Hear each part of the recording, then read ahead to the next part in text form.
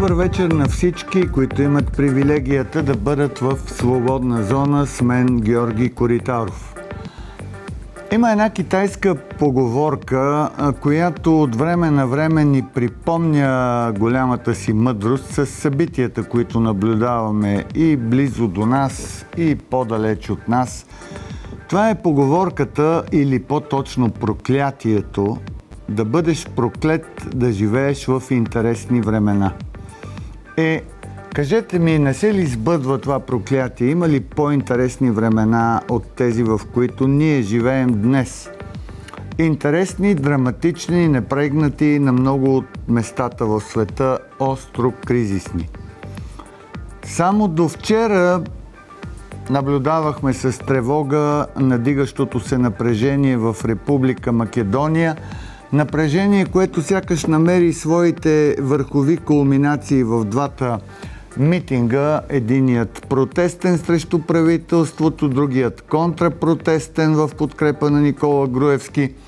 В крайна сметка еврокомисарят по добросъседство и разширяване Йоханес Хан се появи в Скопие и договореното се оказа перспектива да има предсрочни парламентарни избори идната година, 2016.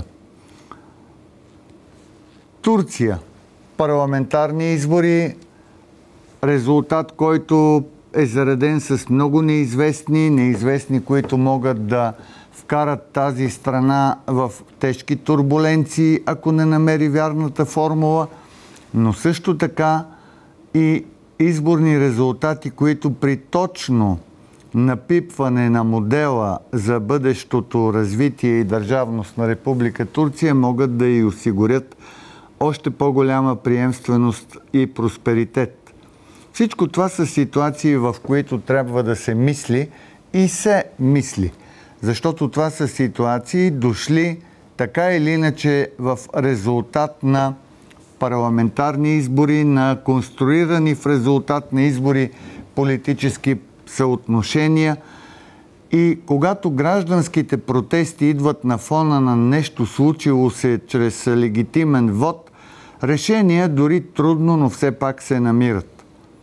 Не е така обаче в Украйна, където след анексирането на полуостров Крим преди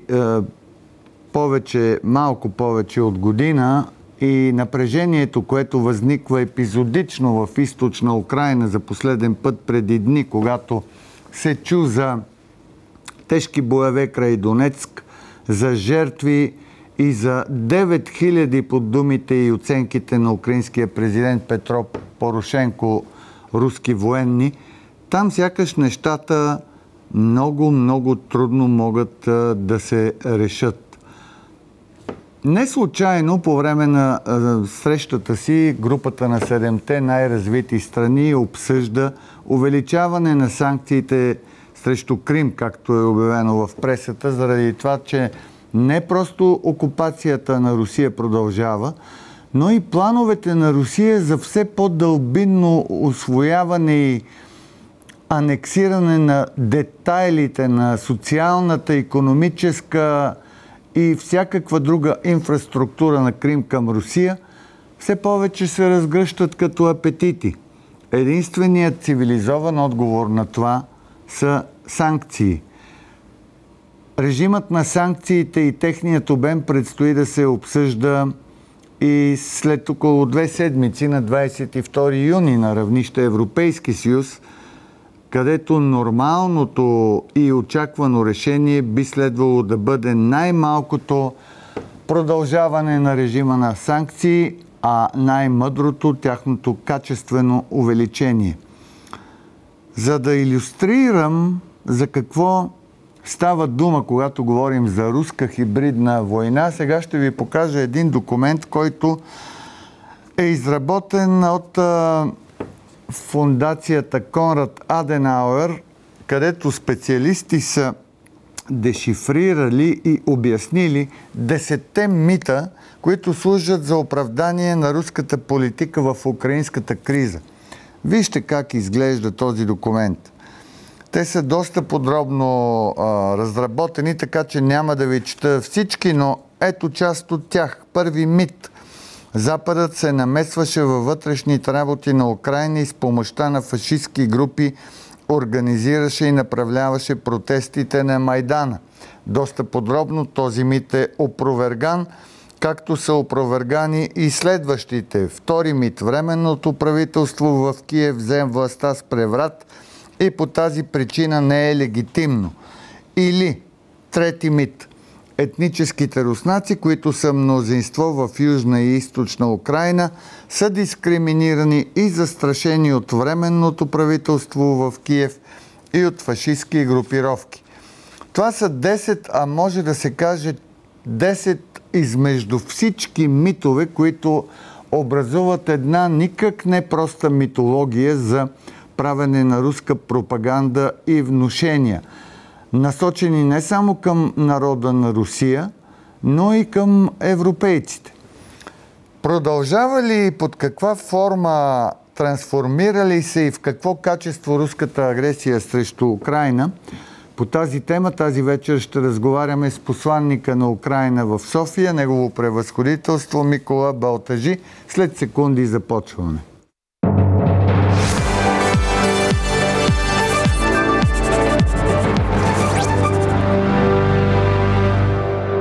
Добър вечер и добре дошли, казвам на господин Балтажи. Здравейте, господин Каретаров.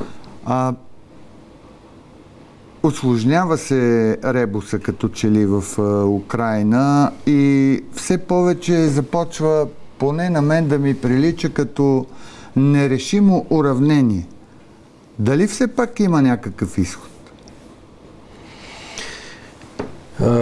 Изход винаги има, но сегашната ситуация, съгласен съм, прилича на нерешимо уравнение. Но нека се върна към вашият коментар, който вие дадохте във връзка с ситуацията в другите държави, въпреки че тя е различна в Украйна, Македония, в Турция, абсолютно различна. И опитите на международната общност да се решат тези конфликти. Аз сега пък се сетих за Оранжевата революция и тогава с активно международно участие Европейският съюз, Солана, Квашневски, Адамкус сумяхме да урегулираме кризата и всъщност вече друга работа, как се развиха нещата по-нататъка. Фактически проектът фалира, но тогава международната общност като посредник, това беше един добър пример. И ние бихме се радвали, ако сега тази сложна обстановка, която се развива в Украйна, в условията на руската военна агресия, да стане нещо подобно, но като виждате не става. И активните усилия на нашите партньори по нормандският формат, ето сега контактната група, пак ще се проведе заседанието, не дават такива сериозни резултати. И фактически ситуацията ескалира. Абсолютно друга ситуация, пак говоря, не само в сравнение с други държави, но и в сравнение с 2004 и 2005. Днес ние имаме откровенна военна намеса. След анексирането на Крим, бих подчертал престъпното анексиране на Крим, и това е фразата на госпожа Ангела Меркел, която тя изрази в Москва на 10 май. Само че руските журналисти задраскаха думата престъпно, а оставиха просто анексирането на Крим. И след това, като Русия започна хибридната война в източна Украйна, в Донбас. Бих казал, че ние сме дълбоко обезпокоени с това, че ето и на 3 юни пак руско-терористическите сили, обединените руско-терористически сили предприеха тази военна офензива в Маринка и Красногорци. И всъщност това беше реален опит за подревяване на Минските споразумения. Да. Между другото, говорих с моя колежка от Радио Свобода. Тя говори български, Богдана Костюк, и просто по съвпадение предната вечер преди нашия разговор тя беше посетила военната болница в Киев, където са настанени ранени бойци от Маринка, да, и казваше, че нещата не са никак добре. Просто разказите на тези хора са били за много тежки стражения. Ами, точно така. Там взеха участието около 1000 терористи. Да. Танкове, артилерийски системи. Да. И всъщност те стреляха с оръжие забранени по от минските споразумения. Което накара Украйна абсолютно да върне... Прави сте, но за това говореше по-рано и президента, че ако се стигне до такова развитие, ние ще бъдем принудени да върнем украинската артилерия на калибър над 100 мм към досегашните позиции. Но проблемът е, че ние това го направихме след като се обърнаме към мониторингата, съместната мониторинга мисия на ОССЕ и нашето обръщане беше руската военна администрация да въздейства на терористите да се изтеглят. И доколкото нямаше никаква реакция, ние бяхме принудени да применим тежката артилерия и всъщност тази провокация не стана. Така се случи, че и в анализа ми, в това, което дадохте като пример за Оранжевата революция от 2004 година, всъщност ние заложихме основата за един анализ, който може да ни отведе към много тежки и много неприятни изводи. Той е следния, като отправна база за разсъждение. Това, което се случва сега в Република Турция след изборите, това, което ставаше в Македония, това са конфликти и кризи, които са възникнали на автентична политическа почва вътре в страните. Това е сблъсък на политически идеи и тенденции вътре в страните. Дали Турция и какво правителство ще има, ще бъде воля на турския политически елит. Както, макар и с международно посредничество, македонският елит ще реши по какъв път да поеме Република Македония. 2004 година Оранжевата революция в Украйна също беше автентично действие на украински граждани. Руската намеса не беше тогава толкова брутална, напротив, московските, така да кажем, сателити или пета колона се оказа изненадана и отстъпи 2004 година поради автентичността на протеста. Огромната разлика сега е, че не наблюдаваме ситуация от автентичен вътрешно-украински тип, а наблюдаваме брутална външна агресия, руска агресия и руска окупация на територии от Украйна. Не прави ли това различие между типовете кризи много трудно приложимо какъвто и да е вид посредничество? Защото ако кризата е автентична, интересите някак си могат да бъдат балансирани, колкото и сложно да е това. Когато обаче кризата не е автентична, а е резултат на външна агресия, се намесват доста така контрастни и конфликтни интереси, в случая интересите на Москва. Какъв ще е този посредник, който да избалансира подобен конфликт? Това е един много логичен въпрос, но вие почти отговорите на него, защото щом има външна намеса, това много с пъти усложнява посредничество на международните институции, политици, държави и така нататък. И виждаме ето сега примера с Украйна, че по принцип и Германия, и Франция, и други държави са доста активни в мирното урегулиране на ситуацията в източна Украйна и в Украйна като цяло, но става дума за Русия, която фактически създаде този проблем и е част от решаването му. Тя категорично го отрича. Вижте последното изявление, интервю на президент Путин на италианският вестник Корриера делла Сера. У нас нет ничего, мы здесь ни при чем. Да. Ние сме ни при чем. Това не е наша позиция. Тоест, нека Запад да натисне на киевската власт и тя да се изтегли, да си изпълни Минските споразумения, но в никакъв случай това не става за терористи. Тоест, това една държава, която е с пряко военно присъствие в Украина, чрез войници, както вие отбелязахте, с танкове, с артилерия и така нататък. Една държава, която е втора световна военна сила. Една държава, която е член на Съвета на сигурност на ООН и така нататък. Тоест всички тези и други фактори, те усложняват самият процес на мирното урегулиране. Но това не означава, че ние трябва да го спрем, ние трябва да продължим да търсим пътища и да...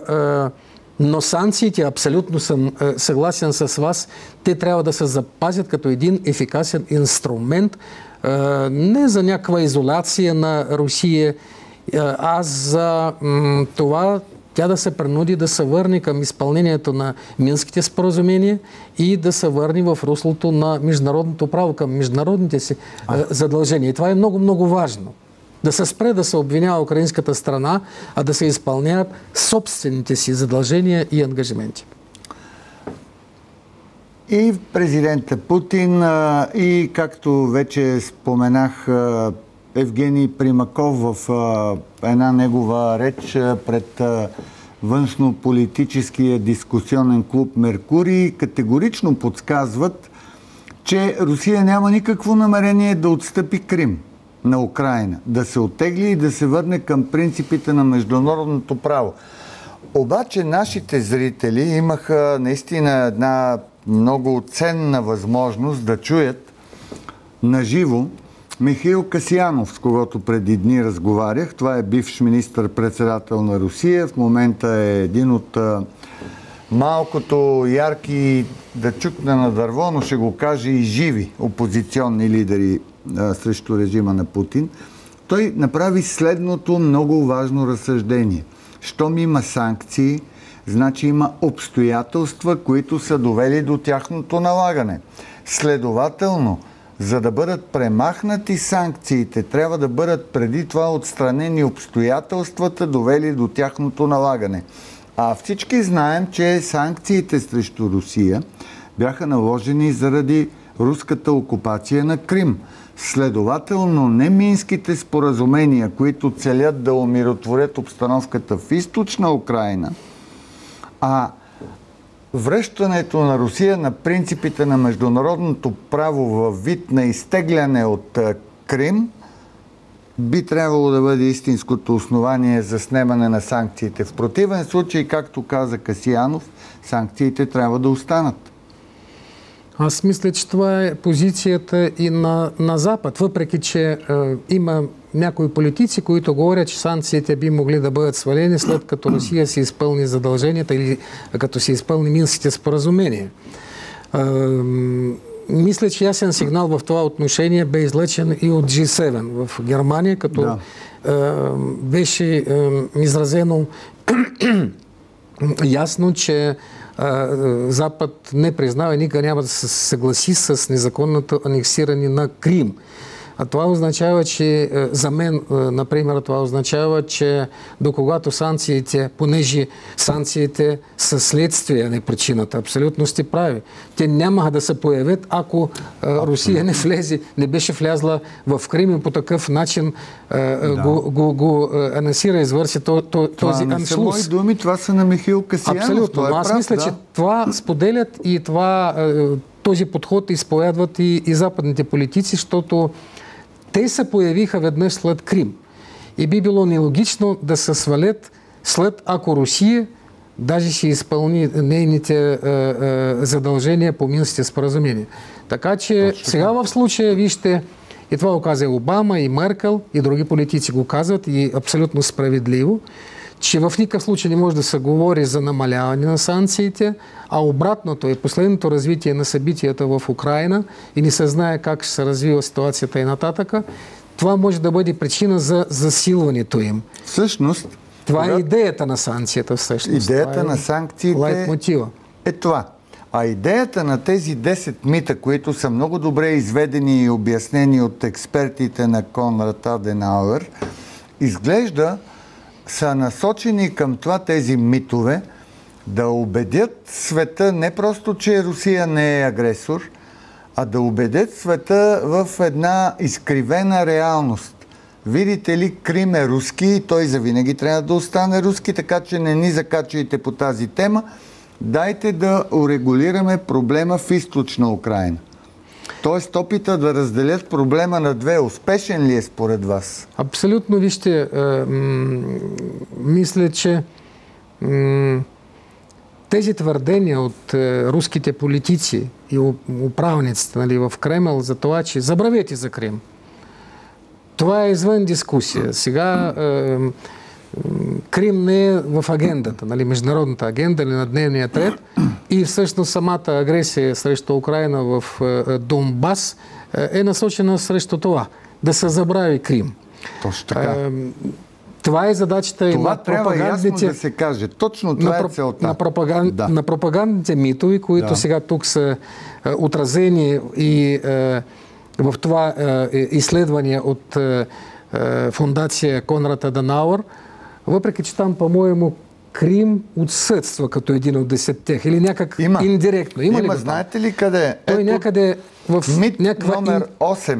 В случая с независимостта на Косово и отделянето на Крим, Западът прилагат двоен аршин. Да, в това. Но не като Крим, като също аргумент на Русия, като сакрално место, за което говори Путин и така нататък. Но както и да е, аз мисля, че целта е през тези митове, с простички думи, чрез тези приказки, измислени от Кремъл и от неговата пропаганда, е да завуалира, да префокусира вниманието на обикновените хора в Русия, и мисля, че това вече функционира и то успешно. Но и след тази хибридната война и пропагандната война, която се води и срещу Запад като цяло, срещу Европа, срещу целия свят, те да докажат, че руският модел е по-добър, отколкото западният, отколкото европейските ценности. И всъщност пътят на Украйна към европейската интеграция, към Европейския съюз, това е грешка на украинският народ и на новата украинска власт, а алтернативата е нещо подобно като Евразийският съюз и така нататък. Тоест нашият успех по пътя към Европа за тях ще бъде най-голямата загуба за Кремъл, мисля. А за тези митови, които са тук, аз просто бих подсетил нашите телезрители и за това, че всъщност това започна Министерството на външните работи и, по-моему, ние за това говорихме на Германия, който беше първо в тези усилия Запад да се противопостави на агресивната руска пропаганда, и не случайно и Европейският съюз, и НАТО. Ето сега ние в Анталия се обърнахме украинската страна към НАТО, за да бъде създаден специален доверителен фонд, който би се занимавал с такива неща, защото пропагандната война тя позволи вече от едната страна на Русия да подготви собствените си граждани към анексирането на Крим и войната, която сега се води срещу Украйна, а от другата страна да оправдае военното си присъствие и, правилно казано и адекватно, военните престъпления, които се извършват сега от терористите и руските войници, които ги подкрепват там в Украйна. Само един пример, ако позволите да си довърша мисълта за пропагандната война. Тя е една много широка тема, нали? И тя касае всички. Но там са различни методи се ползват, нали? От манипулация, съзнателна манипулация, повтаряне, едно и също, нали, гражданска война, ето това Путин пак го каза в интервюто, или пък, че украинските войници стрелят срещу собственият народ, незаконен антидържавен преврат и така нататък, и така нататък, до, не знам си, до откровенна лъжа. Пак през хиперболизиране на нещата. Един пример ще ви дам. пред посолството на Украина тук в България имаше протест от едни проруски настроени български граждани. В Одеска област руските спецслужби отдавна се опитат да създадат някакъв фейков проект на Украинска народен съвет на Бесарабия и нещо подобно. И тези хора, които го правят в Украина, също го организират, нали, през своите поддръжници и петата колона в България, го правят тук. Но излязоха на протест, нали, ушким да защитят горките в кавички украинските българи, около 35-37 души. На следващия ден първият канал, руският телеканал, съобщи, че в този протест са взели участието 1000 души. 35 души и 1000 души. Има ли разлика? С пъти повече.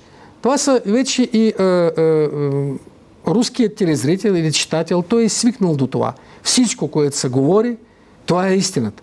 Заради и такива изследвания, направени като в случая от фундацията Конрад Аденауер, са много полезни. Хората полезни, да търсят и пак да търсят истината. Да търсят истината, но това е изследване насочено към западния или към европейския потребител. Това е изследване, което може да бъде оценено от българската публика, от европейска публика, която към всеки мит от елементите на руската пропаганда може да види и обяснението, контраобяснението на тези митове. Ориентирано обаче към руската публика, на мен ми се струва, че сме изправени пред една огромна трудност. За разлика от руската пропаганда, която е построена да изразява с много прости изрази, много прости, да не кажа дори грубо прости изрази, събития, които са прости по външната си проява. Например, да обяснява свалянето на Янукович с преврат, да обяснява агресията като освободително движение. Тоест, примитивизирането на пропагандата, за да е лесно смилаема от руската общественост. В същото време, ето това, което е мит номер 8 за сравнението между Крим и Косово. Сложното обяснение на този казус е такова, че аз не съм уверен дали биха могли да го разберат. Защото не само, че не могат да бъдат сравнявани Крим и Косово, те нямат нищо общо като проблеми. Но за да се разбере това, трябва да се каже. Позицията на Русия преди операцията на НАТО срещу Милошевич и след това. Резолюция 1244 на ООН. Дипломатическия проект, който беше заложен проблема Косово да търси решение в рамките на Съюзна република Югославия. Забележете, не на Сърбия, а на Съюзна република Югославия. Т.е. да се говори за широка автономия на Косово в рамките на съюзната държава. Когато обаче преди това съюзната държава се разпадна, проектът се обезсмисли и тогава единствената възможност остана Косово да поеме по логичния си път, заложен от конституционните особености на голямата Югославия. Как да се обясни това и как да се разбере, когато хората трябва да са чели поне 3/4 от това, което им се поднася и да го знаят? Прави сте за един неподготвен човек, за един средностатистически руснак да прецени ситуацията е много лесно. Много сложно, изключително сложно. Ако се вземе предвид, че той беше обработен, ако щете да ползвам думата, от самото начало. И от самото начало се говореше за това, че руснаците са притеснени, бандеровци и фашисти ги притесняват, че ги избият, че ги изколят, ешелони идват в Крим, само там с няколко минути са закъснели, или пък понеже вече е бил подготвен достоен отпор, филмът за Крим, нали? Да. И те някъде напуснали и са изтегляли и така нататък. Тоест тези хора, те вече са подготвени и са доведени до такава степен, че те възприемат каквото и да е за истина. Това е. Каквото да каже първият човек или въобще да се говори по телевизията, да се пише по вестници, това ще бъде възприето като истина. Това е проблемът. Сега за Косово. Русия обвинява Запад в двойните стандарти, ако се говори за случая Косово, но апелира към това. Нали? Самата апелира да оправдае военното си, анексирането на Крим. Абсолютно тук не е, че само некоректно, но е абсолютно неправилно да се правят тези сравнения. Вие вече казахте защо. Аз бях добавил още някои аргументи, че, например, след като Европейският съд, той прие решението за това, че това е един уникален случай вече. За Косово и се затваря да няма прецеденти. Абсолютно, да няма прецеденти. Значи, но интересно е, че самата Русия не признава Косово. Кой говори за това? Значи тя не признава Косово, признава Крим, не признава Чечня. Тук става за сечение за тройни стандарти, не за двойни стандарти. Но има още един момент, който е също много важен, че Косово става независима държава, нали, която я признават над 100 държави от света, до когато Крим се присъединява към Руската федерация. И тук пак казват, май ни при чем. Това е волята на руският народ, на народ, те го наричат народ даже. Самият руският министр в Мюнхен това го... И навсякъде го казват народ. Народ на Донбас, народ на Крим. Така се манипулира и се жонглира с такива понятия, че хората направо вярват в той. Това е проблемът. Че фактически тези манипулирани с термините, с понятията, точно така. Това позволява да се бърка причината със следствието и повече се говори за следствие. Имаме тук сега и Запад, и американци, които са виновни в кризата в Украина. Те са инспирирали, я подготвили и фактически, а сега не могат да въздействат на киевската власт, да са мирно да се реши. Между прочим, някои от руските политици и министърът също говорят за това, че там е партия на войната. Сега риториката малко намали. Но те влизат с танкове в Украина, отричат това. Те какви са? Миротворци. А правителството, което е призовано по Конституцията да гарантира и президентът на Украина, териториалната цялост на Украина, те са партия на войната. Не е ли това хибридна война? Това е не просто хибридна война. Това, преди рекламите да кажа едно обобщение и впечатление, руската хибридна война и руската пропаганда потвърдиха изцяло 100% теорията на Йозеф Гьобелс за пропагандата, в чиято основа са два принципа. Лъжата трябва да бъде огромна на едро, за да й се вярва, и 1000 пъти повторена една лъжа става истина. Руската пропаганда, построена на принципа на епитетната пропаганда, с квалификации, с определения, с пускане на огромни лъжи и с повтаряне по 1000 пъти на една лъжа, се оказва много по-лесно смилаема, отколкото сложното обяснение на проблеми, отколкото анализите и интелекта. Оказва се, че примитивизма е по-силен от познанието. Познанието обаче има тази сила, че може да измисли противодействие на примитивизма и рано или късно това със сигурност ще се случи. Тук да направим пауза за реклами.